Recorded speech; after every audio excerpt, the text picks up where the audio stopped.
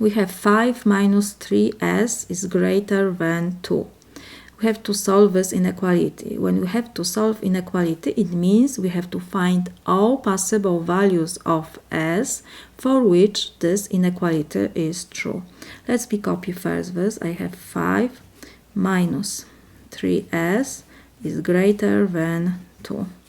First, I will move this 5 to right side. So I have negative 3s is greater than 2.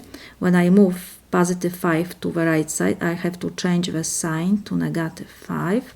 So I have negative 3s is greater than 2 minus 5 is negative 3.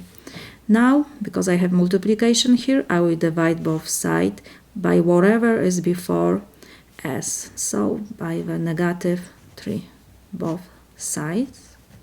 So negative 3 and negative 3 will cancel, and I have s, and always when we divide by negative number, we have to change direction of our inequality. We have sign greater than. Now we have to change to less than.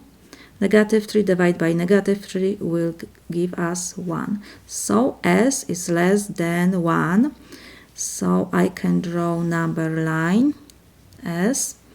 I have 0, 1. Because I have sign less, so it means 1 is not included, and s is less, so we're going to the left side to negative infinity. So we have interval from negative infinity to 1. This is our solution.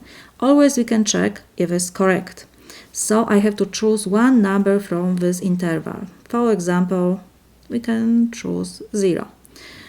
S equals 0. Let me copy first this inequality. I have 5 minus 3s is greater than 2. For s, I will put 0. So I have 5 minus 3 times 0 is greater than 2. 5 minus 3 times 0 is 0. So I have 5 is greater than 2.